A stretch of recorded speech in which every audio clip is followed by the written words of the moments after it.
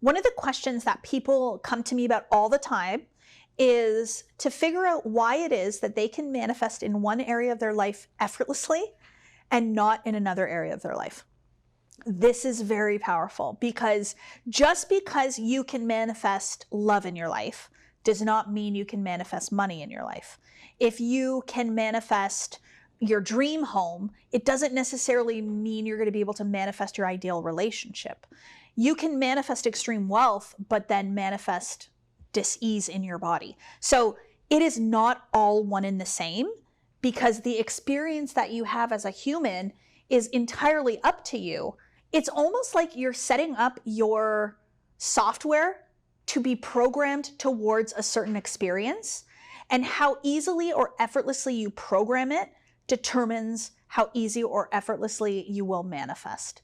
So for example, if you're somebody that is manifesting the love of your life, and you're 40 years old, never been married, and it is what you want so much. You want to find the love of your life, that one person, that one experience, and you feel like it's been missing. It's lacking. It's not there. Where is he? I can't find him anywhere. Or where is she? Does she even exist? You know, what's happening there? You can feel it in the way that I'm describing it. There's an attachment to the outcome. It's very important. It's important to you that you find this person, that you have this experience. You likely almost even feel like something is missing in your life. And so because you feel like something is missing in your life, you will not be a vibrational match. So you won't match the feeling of having the love of your life, because you don't think you have the love of your life, which is you anyways. It's so important. You will notice oftentimes people will say, oh, I gave up on finding my dream man, and then next thing you know, he showed up, because you let go of the attachment. So that is just one example related to dating. But another example that I have heard so many times is, I can manifest everything else in my life, but not money through my business. Somebody came to me, it was probably 2 months ago, and they said, Kathleen, I have manifested everything I want in my life. I have the husband, I have the kids, I have the house, I have the cars, we go on the trips, etc., etc., etc. But I want to be a self-made entrepreneur. I want to have my own money. I don't want to manifest money through my husband's business. I want to manifest money through my own business. I want to be the one to bring the money in. It's not working. I have everything else, but not this. It doesn't make any sense. And the first thing that I will ask them is, how meaningful and important is it to your identity, to your worth, to your value, to make that money yourself through your business? And what we will actually find is that they are attached to the outcome. So I know that there's other podcast episodes on this, but you might hear it a little bit differently in this context today. But to me, attachment to an outcome means that you are not going to be complete or whole or worthy until that outcome is met. So you've put it up on a pedestal. It's very, very important to you and to your value and to your identity and your worth. And so you will not be enough until you have it. And this is where money is a very, very interesting little game, because you have to be okay with and feel abundant with $10 in your bank account in order to manifest 10,000, 10 million. If you cannot feel an inner sense of plenty when you have $10, it is very unlikely that you will manifest 10,000, 100,000, a million, 10 million. So the real value lies in, what is it that you believe about you, your experience, your life in this moment right now? How do you feel about it? So when you come to me and you're like, I can't make the money in my business, it's just not there, I'll say, why is it so important to you to make the money in your business? And honestly, answering that question will give us the feedback that we need to find out what can we shift within the identity and the subconscious to make you happy for who you are today, to see your value and to see your worth, and to actually become the version of yourself that has the success in your business. And I'll often ask this question. This is a good little one for you to use. You can ask it at any time. Whatever it is that you're trying to manifest and you're not seeing it happen, it's not here. I'm manifesting over here, but not here. Ask yourself the question of, okay, when I have that manifestation, when I have the love of my life, when I have perfect health, when I have the money that I desire, how do I feel? What is the feeling that I feel walking through life when those things are fulfilled, when those things are there? And that feeling is the feeling that you want to be in now. So oftentimes I ask people in business specifically, if you don't achieve what you desire to achieve this month in your business, what does that mean for you? What does that say about you? And oftentimes it's like, oh, well, that'll mean I'm a failure. That'll mean I'm not good enough. It means I'm not a powerful manifester. It means that I don't know enough, or I didn't do enough, or it means I'm not worthy. Or you know what? It actually just reinforces the fact that I'm not good enough to be able to be an entrepreneur and run a business. And so it ends up being a self-fulfilling prophecy because you don't believe in your worthiness now. You think you need it to be worthy, but you're actually just in a vicious cycle of recreating lack of worthiness in your life. So I often will say, and I say this so intentionally, and it's because I know the power behind my own words to myself. So I speak to my subconscious mind oftentimes. I say to myself that I would teach this work regardless if I was ever compensated. I would run this business and teach people manifestation, whether I was successful in terms of the outside world or not. I am here because I love this work. I believe in this work. I see the power behind it.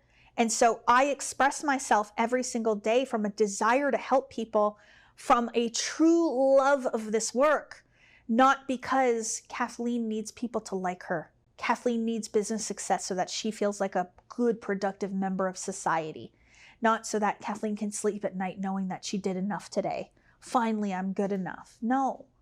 So when I say out loud, I would do this for free, I really mean it. And this podcast doesn't cost anything for someone to listen to it. So I actually give the value and do it. But do I have options for people to come in and to learn from me in a more close-knit way? Yes, because I understand the law of compensation and how it works. But I truly do believe that I would do this regardless of how successful I was. So what's the energy I'm in? A detached energy. And so that's when I find that money flows the most effortless to me. And even with dating, it's like the moment that I'm like, oh man, I wish I had someone in my life. I wish I could find a person. Nobody comes. But the moment I'm like, you know what? I love being single and I love my life. I'm having fun. Somebody really incredible shows up in my life because I'm an energetic match to the experience of already having the manifestation that I desire. And even with health, oh, I see this so much, and I saw it in myself. I believed I was unhealthy without even knowing it. The world taught me that to be plus size meant that I was diseased in some way. People even say that obesity is like an illness, a disease, a condition, something that needs to be treated and fixed. And so when I have that mentality, what energy am I in? That I'm a problem, that I need fixing, that I'm broken, that I'm unhealthy, that I'm a flaw. And so when I believed that, I was trying to change my behavior to be healthy when I was believing I was unhealthy. So I was constantly in resistance, constantly fighting against myself. But when I made the decision that I was just going to decide to be healthy in that moment, you know what? I'm 300 pounds and I'm healthy. I started showing up in healthy ways. I started telling my subconscious mind I was healthy. And then my body was like, you know what? I'd love to go for a walk today. You know what? I'd love to eat some salad today. You know what? Those vegetables look really delicious today.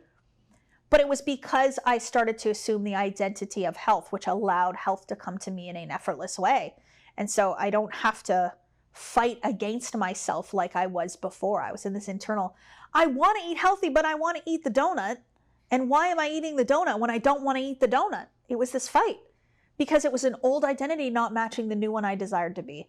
So truly, if you do find that you are effortlessly manifesting in some areas of your life And in resistance to the manifestation of other things, notice the clues. So I would ask you to go back to those things that you're effortlessly manifesting. What was the energy that you were in? I will almost guarantee you it was fun, it was light, you had nothing to lose, you didn't really care all that much. And the other things that you aren't manifesting as easily or effortlessly, I guarantee you there is some sort of meaning to you, there is some sort of importance to you, there is some sort of attachment. And to me, it feels light versus heavy. Light versus heavy. I told a fun little story about my trip actually out here. I was crossing the border, so the U.S. border at the airport, and I get to the border crossing, and the lineup was hundreds of people. Like, it was lined all the way back to security, and I had this woman behind me, and she kind of was grumbling under her breath, going, "Oh my gosh, we might miss our flight."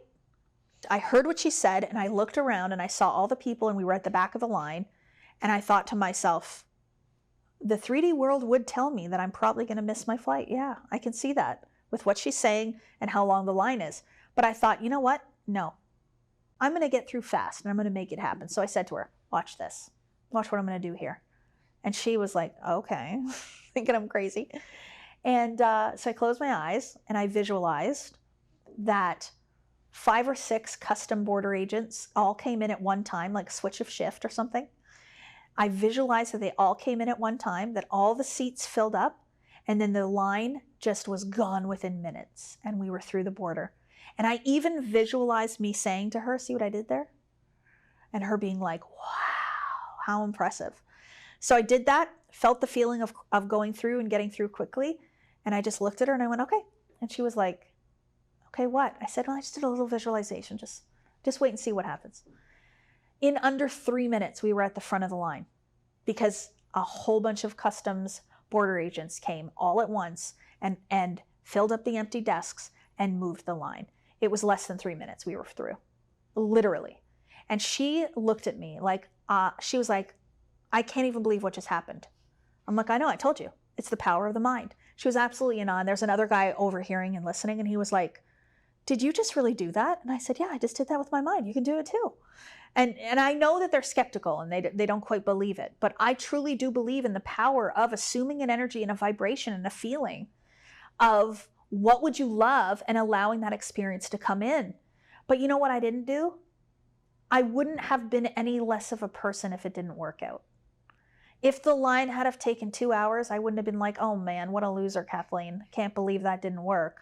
Like, I had nothing to lose. To do a quick little 15-second visualization and have fun with it and show these people what I could do didn't mean anything about me and my worth. It didn't significantly impact my life in some way. There wasn't anything I can lose. And so when I shared this on my story last weekend on my Instagram, people loved hearing this story.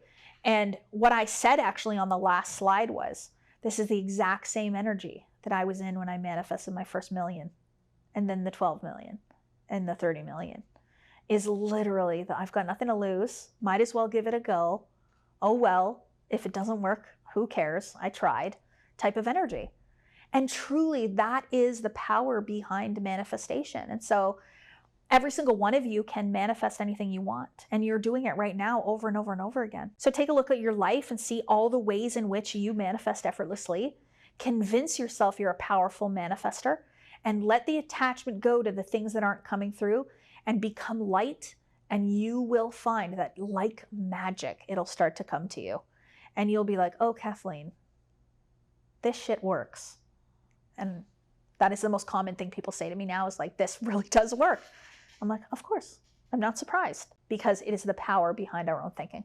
So many people have a really hard time letting go of attachment because of the stories that they're telling within the mind about the situation that they're in. So the example about like, I can't seem to manifest success in my business. It just won't come. And the story that they come to me at will actually be like, the business is like going backwards. I don't even have enough money to pay my bills. What am I going to do? I'm a single mom and I'm the only provider for my children. And you know, this whole experience. And so there is a story around the whole manifestation now that is very doom and gloom and very, very heavy. And it's the feeling of the story that has you not being a vibrational match, right? So the feeling of your story is creating the feeling within your body that has you walking through life discouraged, uninspired, afraid, attached to the outcome.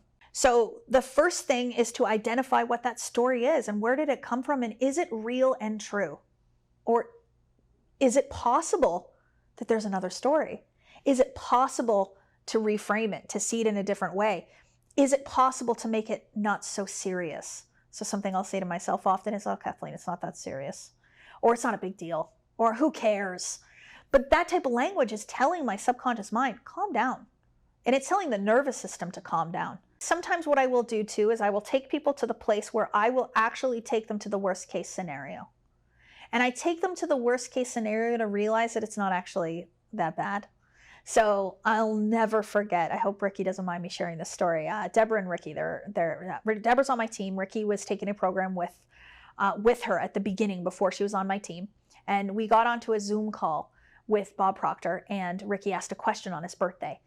And the question was, he was unhappy with his job, wanted to do entrepreneurship, but was worried about leaving the job because what if the entrepreneurship doesn't work? I support my family. I've been at this job for a really, really long time, et cetera, et cetera, et cetera. And so Bob took him to the question of, okay, what's the worst case scenario? What's the worst that can happen? Well, you quit your job, you become an entrepreneur, and then you fail at being an entrepreneur and it doesn't work. And then you don't make any money and that's a bust. And then what do? You go back and get a job doing what you were doing before and you end up in the same spot. So it's actually not that bad at all. The worst case scenario is you end up back where you're at. And I often will say to some of my clients too, but you know how to get a job, right? So worst case scenario, you can just go and get a job.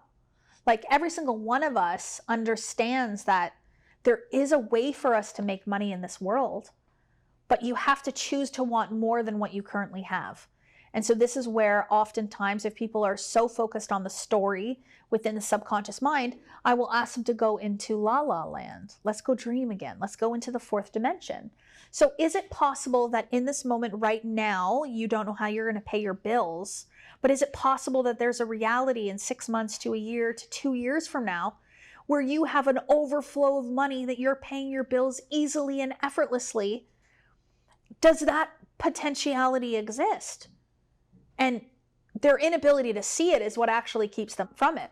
But all I want them to see is that it is very much possible for them to have that experience, but not unless you see it on the screen of the mind first and have faith in it and choose to see that reality. So I want you to let go of the pressure you're putting on yourself. I want you to let go of the doom and gloom story. I want you to go into that, who cares? It's not so serious. It's not such a big deal. Worst case scenario is not so bad type of energy, because it allows you to step into the potentiality of who you can become, who you can be, and what can happen. And so there is somebody that exists right now that has no money and isn't worried about it. And there's somebody that has no money that is up all night and cannot sleep and is stressed. What's the difference in the experience? Just how they feel inside. So this is what I mean about changing the way in which your story is being told. And you're telling the story to yourself. So you're putting the pressure on yourself. I could put pressure on myself right now and start to say about all my family that I'm helping to support and all my team and all the salaries that I do. And, oh, I got to carry this whole business. I got to keep it going because if I don't, there's staff I got to pay. What am I going to do? And I can put that pressure on myself. But why would I do that? So I actually believe that I have this beautiful honor to create this beautiful business and support all these people. And as long as I believe in myself, this business will be a success. So all I'm going to do is believe in myself and believe in this business and let that be my reality. But otherwise, we can choose to doubt it. We can be afraid. We can fear. And that creates. So I know the power behind my thoughts. I know the power behind what I believe in. And I've taken the ownership back. And any part of you that believes that you can't control your thinking, I would ask yourself, what if I could? What if I can control every thought, every feeling, every doubt, every worry, every fear? And what if I get to decide if those are real or not? That's where suffering starts to disappear from your life, truly disappear from your life. And remember, the limit does not exist.